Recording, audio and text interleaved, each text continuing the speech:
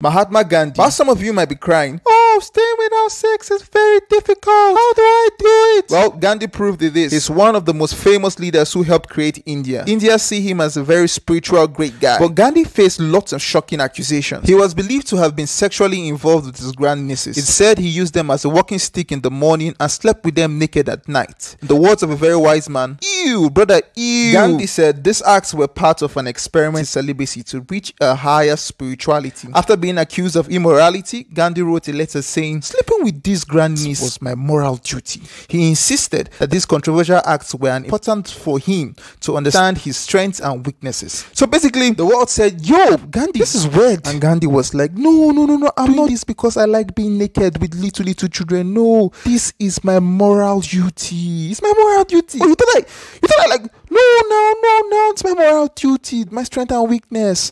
And that's why Herod the Great was a famous king from the Bible. He tried to kill baby Jesus. Remember that time? Herod was like a great king of Judea. He built buildings like fortresses and remodeled the Jerusalem temple. But Herod also did very evil things. He was so bad that even the devil would lose to him. One of the most surprising things is that Herod slept with his dead wife's body for years after her death. His second wife's name was Miriam. Their relationship was very complicated. Herod got jealous and killed most of Miriam's own family members. He even ordered her to be killed when he died, so she couldn't remarry. After learning she was unfaithful, Herod finally killed Miriam. He kept her body in honey for years and he had sex with her dead body until he died. Maybe he started the idea of calling your girlfriend honey. James Joyce is a big writer from a long time ago. He wrote a really hard book called Ulysses. But besides being a great writer, he also wrote a naughty letter to his wife and about some strange stuff they did in the bedroom. Sit back and relax as I read you this elegant, sophisticated, classy note towards his dear wife.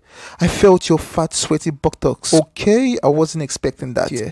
Let me start again. "I felt your fat, sweaty buttocks under your belly and saw your flushed face and mad eyes at every bleep I gave you. Your shameless tongue came busting out through your lips. And if I gave you a bigger, stronger bleep than usual, fat, dirty fat came splotting out of your backside.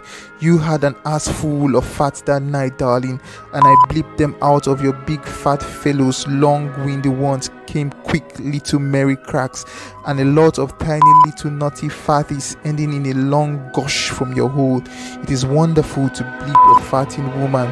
When Emperor Nero, he will be ranked as the man with the biggest sex drive ever, even more than anyone else on this list. Nero was one of the most flashy, controversial leaders of ancient Rome. He loved to spend money, cheat, have lots of sex. Nero had relationships with both men and women. He even married a young boy named Sporus in a public ceremony after cutting off his private parts. Jesus. Nero treated Sporus like a wife. His crazy behavior was even seen as a threat to Roman Empire. It led to rebellion and political problems. Some historians say Nero was misunderstood how and treated unfairly, but his unlimited power and messing with politics led to his downfall. Nero had to run away from Rome. He later killed himself, ending the Julio-Claudio dynasty. Amen. Next is the Marquis de Sade. He was a famous writer. He was so ridiculous. He is the reason why the word sadism exists. Sadism is when you enjoy hurting, torturing, or embarrassing others, especially during sex. The Sade got ideas from his books like 120 Days of Sodom, like from the word Sodom and Gomorrah, so you know what that means. Crimes of Love and letters from the prison. He was found guilty of sodomy, rape, torturing a 36-year-old beggar. My God.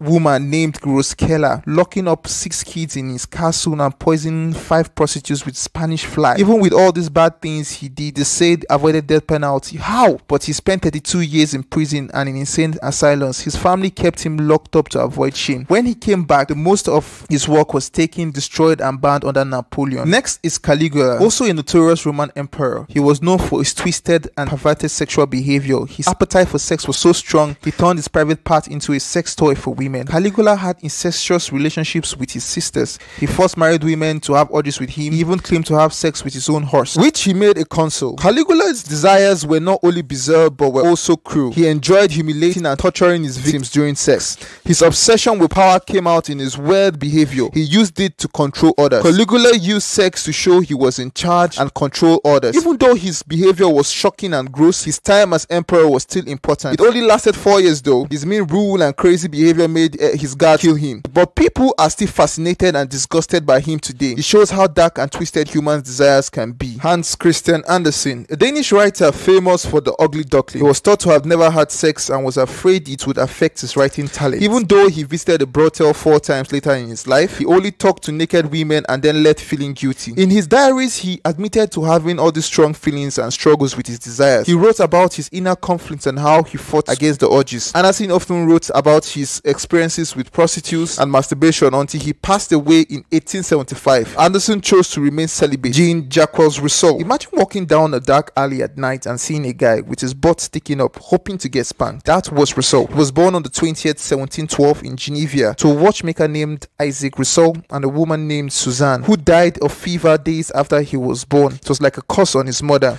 Rousseau developed a fetish. He wanted people to grab his butt. It was natural to him, like a cat wanting to get patted. He was too shy to ask visitors to spank him. Rousseau would even say to lie at the feet of an emperor's mistress, to obey her command, to ask for forgiveness. This, for me, was a sweet enjoyment. To fulfill his desires, Rousseau would expose himself to women, hoping that they would discover him. He would parade his butt towards them just for it to get spanked. This was a constant act that lived with him until his death on July 12, 1778. Albert Einstein. If you think your husband has a big problem staying faithful, wait until you hear about Einstein. Einstein was known for his genius in science, but he was also known for his many relationships.